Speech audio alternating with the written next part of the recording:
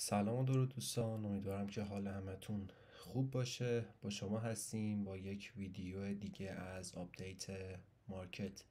تو این ویدیو قراره که با هم سایت فارکس فکتوری رو نگاه بکنیم، تقویم اقتصادی رو چک بکنیم و شاخص دلار ایندکس، یورو یو اس دی، جی بی پی یو اس دی و طلا رو با هم بررسی بکنیم و تحلیل هفتگیشو بریم. طبق عادت از تقویم هفتگی شروع میکنیم. بریم برای تقویم هفتگی. خب همونطور که میبینیم روز سه‌شنبه دیتا خاصی نداریم به جز جاب اوپنینگ که بعید میدونم بخواد نوسان خاصی رو به مارکت فارکس تزریق بکنه، ولی روز چهارشنبه پنجشنبه قطعا بزرگترین روزهای ما توی بازار فارکس هستش برای این هفته. چرا؟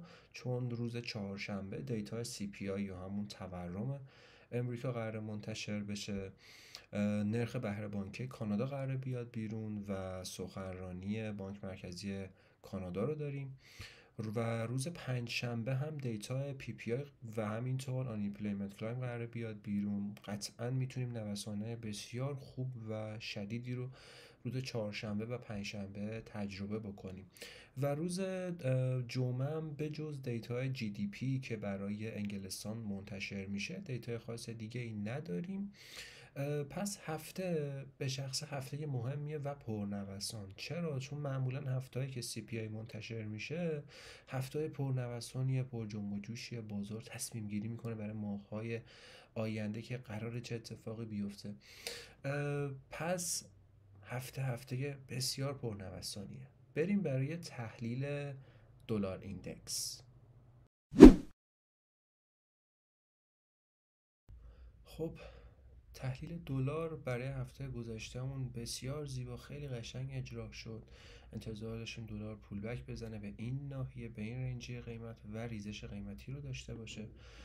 یه لول من برای دلار داشتم برای خودم، لول 103.824 بود که نقدینگی 3 ماه هم بود. خیلی قشنگ دلار بهش احترام گذاشته و داره کاملا صف روند توی تایم فریم روزانه داره بهمون نشون میده.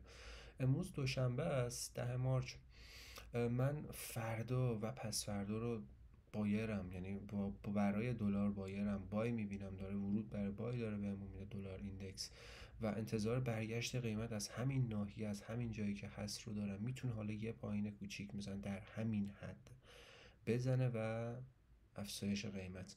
و تارگت اولی که برای دلار ایندکس دارم، تارگت اولم برای برگشت قیمتش خیلی شارپ اومده، این شارپ رو باید کاور بکنه. تارگت اولم برای 105.420 و بعد از رسیدن به این اریه مجدد بهتون آپدیت میدم که باید چیکار بکنیم. پس فعلا دیدگاه هم برای دلار ایندکس افزایشی، یعنی انتظار دارم پول بک بزنه، خودشو برسونه به این ناحیه و بعد از اینکه خودش رو به این ناحیه رسون مجدد تصمیم گیری میکنم که آیا میتونه ریزش بیشتری بکنه برای لول 102.301 یا نه از اینجا میخواد افزایش قیمت بیشتر رو انجام بده.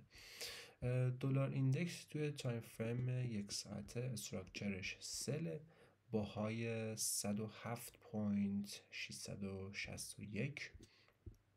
و خب همونطور که گفتم انتظار افزایش قیمت برای دلار رو دارم. تارگتی هم که براش دارم قیمت 105.420.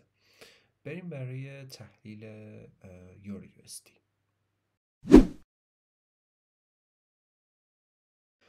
خب برای یورو همونطور که دلار رو ما افزایشی من میدیدم برای سه‌شنبه و چهارشنبه، یورو هم طبیعتا من دارم سل میبینم، ضعف روند داره، کاملا داره تو تایم فریم دیلی روزانه داره بهمون نشون میده و همینطور توی 4 ساعته مارکت دیگه اون افزایش قیمت شارپ رو دیگه نداره، داره رنجی قیمت به وجود میاره و توی تایم فریم بالاتر ورود برای سل داریم.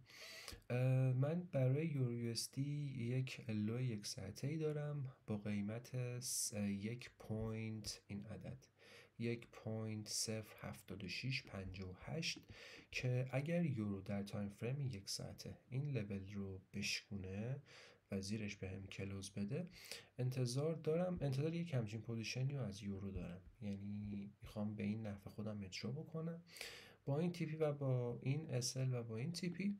و تارگت اولی که اگر این لو شکسته بشه برای یورو دارم، تارگت اولم 63.20 و تارگت اولم 63.20 و تارگت دومی که براش دارم 1.05333.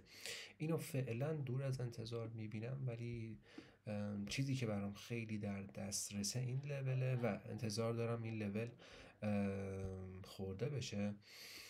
میگم ولی برای سل زدن فعلا خیلی زوده. باید حتما این لول، این قیمت، یعنی 1.07658 تو تایم فریم یک ساعته شکسته بشه. پس دیدگاهی که بخوایم به طور کلی بدیم، من ریزشی میبینم یورو رو، ولی نه اون ریزشی که بخواد بیاد لو جدید بزنه، نه در اون حد نه، ولی در حد یه پولبک فعلا میبینمش و تارگت اولی هم که براش دارم 63.20. بریم برای تحلیل پوند. برای پوندم ما یه دونه لول داشتیم 1.29245 که فیبو 61% روزانمون بودش. حالا از کجا تا کجا کشیده شده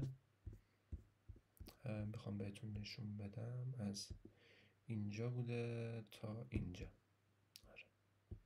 های دیلی بوده که خیلی قشنگ اومده بهش احترام گذاشته و پوندم من ریزشی میبینم. تارگت اولی که براش دارم 1.28116 و تارگت دومی که براش دارم 1.27161 و لو یه ساعته که برای پوند دارم میشه قیمت 1.25594. پس به طور کلی بخوایم بگیم پوندم من برای هفته آینده، که حالا نمیشه گفت ولی برای 2-3 روز آینده، من پوند رو سلرم و سل میبینم، چون تو تمامی تایم فریم ها به هم سل داده و به این لول خیلی قشنگ احترام گذاشته. پس همونطور که گفتم تارگت اولی که براش دارم 1.28116 و تارگت دوم 1.27161. بریم سراغ آپدیت طلا.